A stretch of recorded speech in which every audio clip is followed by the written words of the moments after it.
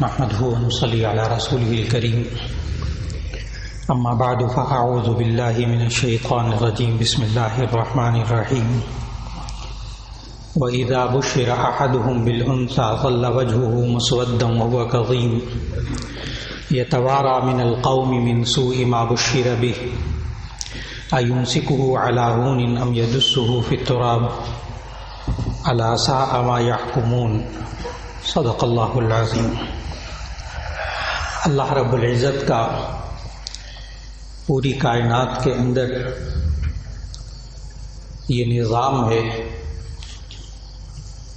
کہ کسی مخلوق کو اللہ نے اس بات کا اختیار نہیں دیا کہ وہ جو جی چاہے کرے، سوائے دو مخلوق کے، ایک انسان اور ایک جنات، ایک انسان اور ایک جن، کہ ان کو اللہ نے اختیار دیا ہے کہ چاہے تم اپنی مرضی استعمال کرو چاہے نہ کرو، چاہے تم اللہ کی بات مانو چاہے نہ مانو، اتنا اختیار دیا انسان اور جنات کو۔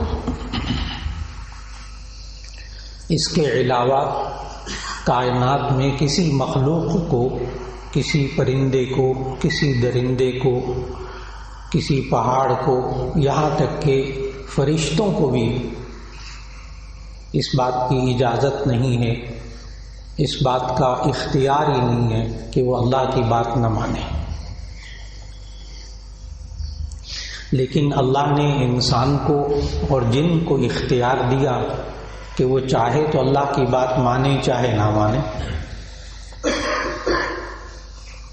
اور اللہ تعالیٰ نے قرآن مجید میں یہاں تک کہا کہ فمن شاء فلیؤمن ومن شاء فلیکفر، جو چاہے ایمان لائے، جو چاہے کفر اختیار کرے۔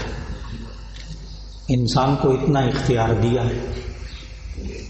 آگے فرما دیا انا اعتدنا للظالمین نارا، کہ بے شک ہم نے ظالموں کے لیے جہنم کی آگ تیار کر رکھی۔ اور اسی اختیار کی وجہ سے کہ انسان اپنی مرضی استعمال کر سکتا ہے، اپنی خواہش کو، اپنی ضرورت کو پورا کر سکتا ہے، اسی بنا پر اس کی نجات آخرت میں جنت کی صورت میں ہوگی یا جہنم میں سزا کی صورت میں ہوگی۔ یہ بہت اچھی طرح ذہن میں رکھنا چاہیے کہ خالق جب اللہ ہے تو اس نے مرد اور عورت کو بھی، انسان میں سے مرد اور عورت دونوں کو اختیار دیا ہے کہ وہ اپنی اپنی مرضی کے مطابق زندگی گزاریں۔ ہاں، اگر وہ اپنی مرضی کو، اپنی خواہشات کو اللہ کے لائے ہوئے دین کے تابع کر دیں گے تو ان کے لیے جنت ہے، اور اگر وہ اپنی رائے کو، اپنی خواہش کو، اپنی مرضی کو اللہ کے حکم کے خلاف رکھیں گے تو ان کے لیے جہنم ہے۔ یہ پورا قرآن مجید بھرا ہوا ہے۔ اور آج انسان جس طرح کسی چیز کو چاہتا ہے کہ یہ مجھے اچھی لگتی ہے، کسی چیز کو چاہتا ہے مجھے بری لگتی ہے، یہ چاہنے نہ چاہنے کا اختیار بھی اللہ نے انسان کو دیا ہے۔ لیکن نبی کریم صلی اللہ علیہ وسلم نے نجات کا مدار بتایا، فرمایا لا یؤمن احدکم حتی یکون ہواہ تبعا لما جئت بہ، کہ تم میں سے کوئی مومن نہیں ہو سکتا جب تک کہ وہ اپنی خواہشات کو اس دین کے تابع کر دے جو میں دین لے کر آیا۔ ایک طرف آزادی بھی دی اور ایک طرف دونوں طرف سمجھایا کہ دیکھو اگر تمہاری خواہشات اللہ کے اور اس کے رسول صلی اللہ علیہ وسلم کے بتائے ہوئے طریقوں کے مطابق ہوں گی پوری، تو ایسی صورت میں تمہارے لیے جنت کی نعمتیں ہیں، اور اگر تم ان خواہشات کو پورا کرو گے اپنی مرضی کے مطابق کر لو، لیکن بس یہ دیکھ لو کہ وہ تمہاری مرضی پوری جو ہو رہی ہے اس میں اللہ اور اس کے رسول صلی اللہ علیہ وسلم کی نافرمانی تو نہیں ہو رہی۔ بس اتنی سی بات ہے۔ کسی انسان کو شادی کے بعد لڑکی پسند ہوتی ہے کہ میرے ہاں بیٹی ہو، کسی کو بیٹا پسند ہوتا ہے، ٹھیک ہے، لیکن یہ پیدا کرنے والا اللہ ہے،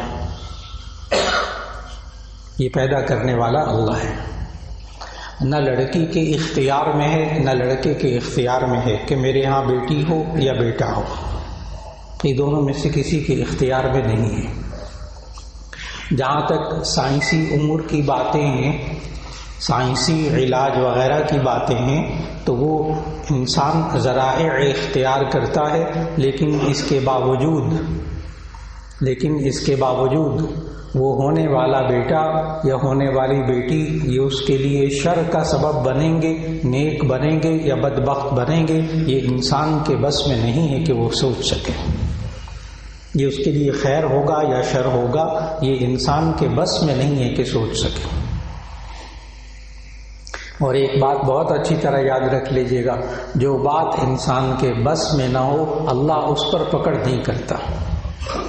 لا یکلف اللہ نفسا الا وسعها، یہ اصول سمجھنا آج کے بیان کو، آج کے موضوع کو سمجھنے کے لیے بہت ضروری ہے کہ لا یکلف اللہ نفسا الا وسعها، اللہ تعالیٰ بندے کو مکلف نہیں بناتا، پابند نہیں کرتا، باؤنڈ نہیں کرتا، الا وسعها، مگر اس کی طاقت کے مطابق۔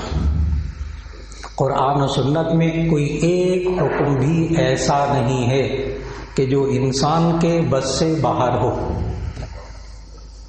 کوئی ایک حکم بھی ایسا نہیں ہے جو انسان کے بس سے باہر ہو۔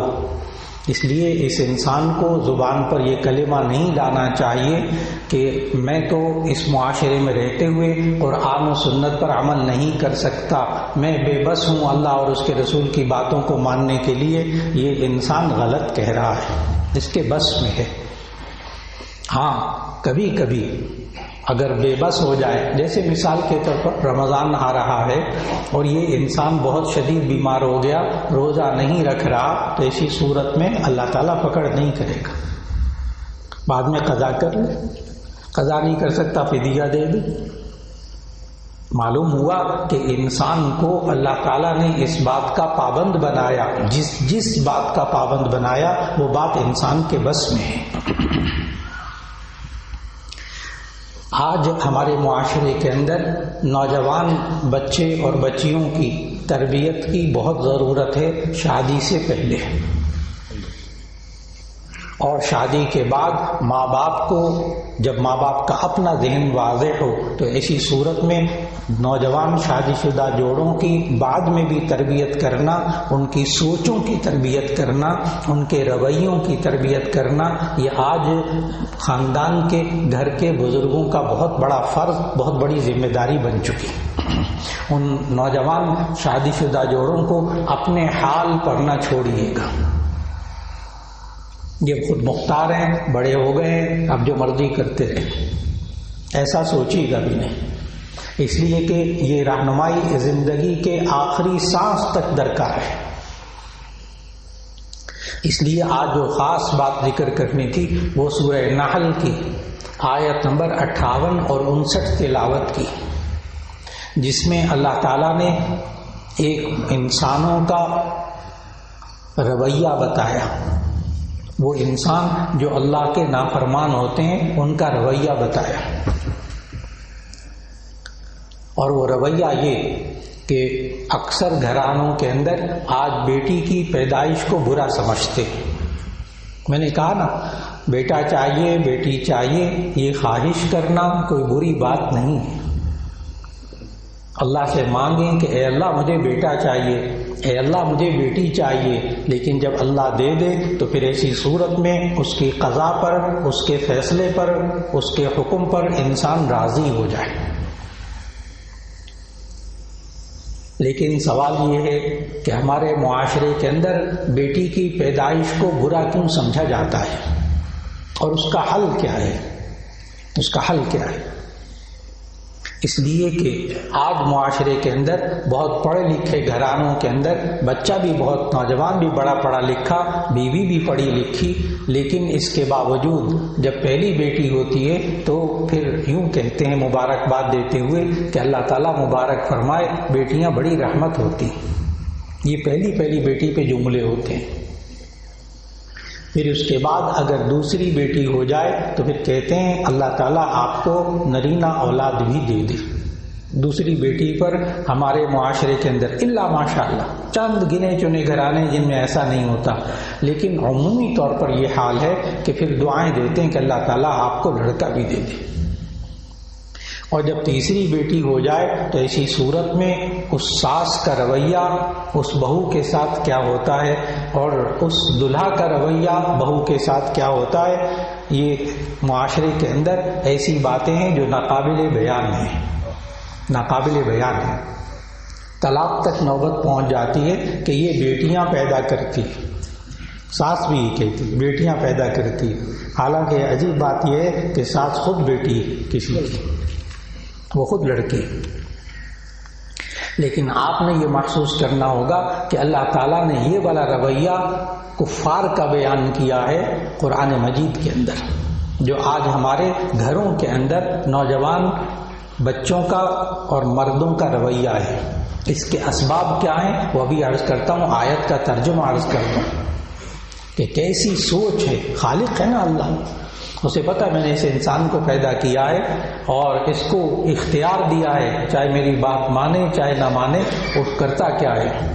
اب سورہ نحل کی 14واں پارہ ہے، آیت نمبر 58 اور 59، اس کو پڑھیے گا تو اس کا ترجمہ بھی نوجوان نسل کو بتائیے گا۔ وَإِذَا بُشِّرَ أَحَدُهُم بِالْأُنثَىٰ ظَلَّ وَجْهُهُ مُسْوَدًّا وَهُوَ كَظِيمٌ يَتَوَارَىٰ مِنَ الْقَوْمِ مِنْ سُوءِ مَا بُشِّرَ بِهِ أَيُمْسِكُهُ عَلَىٰ هُونٍ أَمْ يَدُسُّهُ فِي التُّرَابِ۔ ترجمہ: وَإِذَا بُشِّرَ أَحَدُهُم بِالْأُنثَىٰ، اور جب ان میں سے کسی کو خوشخبری دی جاتی ہے بیٹی ہونے کی کہ تمہارے ہاں بیٹی پیدا ہوئی ہے، وَإِذَا بُشِّرَ أَحَدُهُم بِالْأُنثَىٰ، جب ان کو بیٹی ہونے کی خوشخبری دی جاتی ہے ان مردوں کو، ظَلَّ وَجْهُهُ مُسْوَدًّا، تو اس کا چہرہ غصے سے کالا سیاہ ہو جاتا ہے۔ ظَلَّ وَجْهُهُ مُسْوَدًّا، اس کا چہرہ غصے سے کالا سیاہ ہو جاتا ہے۔ وَهُوَ كَظِيمٌ، اور وہ بہت زیادہ غصے میں بھڑکا ہوا ہوتا ہے۔ پھر کرتا کیا ہے، يَتَوَارَىٰ مِنَ الْقَوْمِ مِنْ سُوءِ مَا بُشِّرَ بِهِ، وہ چھپتا پھرتا ہے لوگوں سے اس بری خبر کی وجہ سے جو اسے دی گئی، بتاتے ہی نہیں ہمارے بیٹی ہوئی۔ أَيُمْسِكُهُ عَلَىٰ هُونٍ أَمْ يَدُسُّهُ فِي التُّرَابِ أَمْ أَيُمْسِكُهُ عَلَىٰ هُونٍ، اس ذلت والی بات پر اپنے آپ کو روکے رکھے، گھر کے اندر بند کر لے، سامنے نہ آئے لوگوں کے بیٹی ہوئی ہے میرے ہاں۔ ام یدسہ فی التراب، یا اس کو مٹی میں زندہ گاڑ دے۔ مزاج آج مٹی میں تو زندہ نہیں گاڑتے، وہ الگ بات ہے، اکا دکا کوئی خبر آتی کہ وہ گولی مار دی، فلاں کر دیا، مار دیا، لیکن عمومی مزاج یہ ہے کہ مارنے سے بھی بدتر سلوک کرتے ہیں، پھر بیوی کے ساتھ بھی اور اس بچی کے ساتھ بھی۔ ایسا کیوں؟ پہلا رویہ کیا ہوتا ہے کہ اس کی خوشخبری نہیں لوگوں کو سناتے، دوسرا رویہ یہ ہوتا ہے مٹھائی بھی تقسیم نہیں کرتے، تیسرا رویہ یہ ہوتا ہے کہ بیٹی ہونے پر عقیقہ بھی نہیں کرتے، یعنی خوشی بھی نہیں منانی بالکل۔ اور یہ رویہ نبی صلی اللہ علیہ وسلم کے زمانے میں، نبی صلی اللہ علیہ وسلم کے تشریف لانے سے پہلے سے موجود تھا، پہلے سے موجود تھا۔ نبی صلی اللہ علیہ وسلم نے اس کو ختم کیسے کیا، اس پر قابو کیسے پایا؟ ایک یہ چیز سمجھنے والی ہے، دوسری یہ سمجھنے والی ہے کیا نبی صلی اللہ علیہ وسلم نے پھر اس کو واقعی دنیا سے ختم کر دیا؟ تو اس کا جواب ہے کہ جی ہاں۔ تیسری بات یہ سمجھنے والی ہے کہ ایک طویل عرصہ نبی صلی اللہ علیہ وسلم نے جب اس بات پر قابو پا لیا کہ لوگ اپنی بیٹیوں کو زندہ گڑھا کھودتے تھے اور کھودنے کے بعد اس میں گاڑ دیتے تھے، آج بھی مکہ مکرمہ میں حرم کے قریب ایک پوری چار دیواری اس جگہ کے قریب بنائی ہوئی ہے، اور اس پر ابھی آج تک کوئی تعمیر نہیں ہوئی کہ جہاں مشرکین مکہ اپنی بچیوں کو زندہ گاڑتے تھے، آج بھی وہ چار دیواری موجود ہے۔ اور وہ گاڑتے کیوں تھے زندہ؟ اس لیے کہ عرب کے اندر جہاں برائیاں موجود تھیں وہاں کچھ خوبیاں بھی موجود تھیں. ان کے اندر غصہ بھی بہت تھا اور عرب کے اندر غیرت بھی بہت تھی. ان کے اندر غیرت بھی بہت تھی. چنانچہ وہاں جب بچیاں پیدا ہوتی تھیں تو کچھ نہیں ہوتا تھی کہ بچی ہے پل رہی ہے بڑھ رہی ہے. جب جوان ہو جاتی تھی شادی ہو جاتی تھی تو ذہن میں رکھیے گا کہ اسلام سے پہلے عورت کو وراثت کا حق نہیں تھا.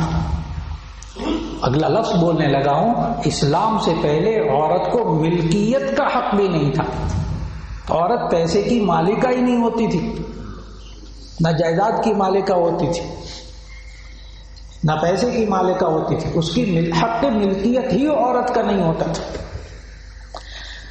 بلکہ عورت کو وہ لوگ تماشے کے طور پر استعمال کرتے تھے, رقص وغیرہ کے لیے استعمال کرنا, بے لباسی کے لیے, میلوں کے لیے, ان کے لیے وہ استعمال کرتے تھے. اور عورت جب شادی ہو جاتی تھی تو شوہر جو ہے وہ عورت کو اس کا اپنا مالک سمجھتا تھا. شوہر اپنی بیوی کو اس کا مالک سمجھتا تھا. آج بھی یہی سوچ ہے جو بہت غلط سوچ ہے. اس وقت وہ مالک سمجھتا تھا. چنانچہ جب شوہر کبھی مر جاتا, عام طور پر جنگوں کے اندر مرتے تھے, تو جب وہ آپس کی جنگوں کے اندر وہ شوہر مرتا تھا تو بیوی جو ہے وہ جائیداد کے طور پر تقسیم ہوتی تھی کہ یہ باغ فلاں بھائی کا, اور یہ غلام فلاں بھائی کے, اور یہ بکریاں فلاں بھائی کی, اور یہ بیوی فلاں کی. وہ جائیداد میں عورت تقسیم ہوتی تھی, واپس نہیں آتی تھی اپنے ماں باپ کی طرح. اتنا ظلم تھا اس عورت پر. نبی صلی اللہ علیہ وسلم نے کیا طریقہ اختیار کیا؟ صرف سزائیں نافذ نہیں کی. اس بات کو سمجھنا بڑا ضروری ہے. صرف سزائیں نافذ نہیں کی, بس جو آئندہ ایسا کرے گا اس کو پھانسی پہ لٹکا دیں گے, اس کو قتل کر دیا جائے گا. نہ, شروع میں یہ نہیں تھا. شروع میں کیا کیا؟ نبی صلی اللہ علیہ وسلم نے لوگوں کی تربیت کی, بچیوں کی تربیت کی, پیدائش پر ان کو پالنا پرورش کرنا, اس کی فضیلت بتائی. یہاں تک کہ نبی صلی اللہ علیہ وسلم نے اس وقت ذہن بنایا, ذہن سازی کی کہ دیکھو جو بندہ, جو انسان تم میں سے 2 بچیوں کی تربیت کرے گا, مشکات شریف میں حدیث موجود, صحاح ستہ کی حدیث ہے, جو شخص تم میں سے 2 بچیوں کی تربیت کرے گا, بیٹیوں کی, اور ان کی پرورش کرے گا, بڑی ہو جائیں گی, ان کا نکاح کر دے گا, انا وہو کہاتین یوم القیامہ, تو میں اور وہ شخص قیامت کے دن اس طرح ہوں گا جیسے یہ 2 انگلیاں ساتھ ساتھ. نبی صلی اللہ علیہ وسلم نے اشارہ کر کے بتایا, میں اور وہ اس طرح ہوں گے جیسے یہ 2 انگلیاں ساتھ ساتھ ہیں. یعنی اس کا مقام کتنا بڑا ہوگا اس شخص کا. پھر نبی صلی اللہ علیہ وسلم نے صحابہ کی جماعتیں تشکیل دی کہ جس گھر کے اندر اولاد ہونے لگے, وہاں پہلے پتہ نہیں ہوتا تھا بیٹا یا بیٹی, اب تو یہ الٹرا ساؤنڈ کی مصیبت آ گئی. ہاں نعمت ہے, بہت بڑی نعمت الٹرا ساؤنڈ, بہت اچھی طرح سمجھتا ہوں, لیکن جو ریڈیالوجسٹ ہیں بہت بڑے بڑے, ان سے جب ملاقات ہوتی ہے وہ کہتے ہیں, لوگ آتے ہیں اور پہلے سے دلہا معلوم کرنے کی اور ساس اور یہ سب لوگ معلوم کرنے کی کوشش کرتے ہیں لڑکا یا لڑکی معلوم کرنے کی کوشش کرتے ہیں. پہلے ڈاکٹر بتا دیتے تھے آج سے چند سال پہلے. اب صورتحال یہ ہے کہ ڈاکٹر حضرات بسا اوقات کہہ رہے ہیں کہ ہم بتانے سے احتراز کرتے ہیں, کیونکہ اگر ہم نے بتا دیا کہ یہ لڑکی ہے تو ایسی صورت میں اس لڑکی پر ابھی سے عذاب شروع ہو جائے گا, ابھی سے اس سے نفرت شروع ہو جائے گی گھر کے اندر, سارا وقت وہ عذاب میں کاٹے گی. یہ رویہ. تو اس وقت نبی صلی اللہ علیہ وسلم نے باقاعدہ جماعتیں تشکیل دی صحابہ کرام رضوان اللہ علیہ مجمعین کی کہ تم جس گھر میں اولاد ہونے لگے تو تم وہاں جاؤ, اگر بیٹی ہو تو ایسی صورت میں تم کا کچھ درہم اپنے ساتھ لے جانا, درہم پیسے, کچھ درہم لے جانا اور کچھ غلہ لے جانا اور کچھ اور چیزیں تعاون کے لیے لے جانا. اگر ان کے ہاں بیٹی ہو تو کہنا اگر آپ دفن کرنا چاہتے ہیں تو ایسی صورت میں یہ بیٹی ہمیں دے دے, ہم پرورش کریں گے. یہ ہے بنیادی بات, ہم پرورش کریں گے. چنانچہ صحابہ کرام رضوان اللہ علیہ مجمعین کے گھروں میں بیٹیاں پرورش پانے لگی, اور نبی صلی اللہ علیہ وسلم نے اخلاقی تربیت کی, رویوں کی تربیت کی.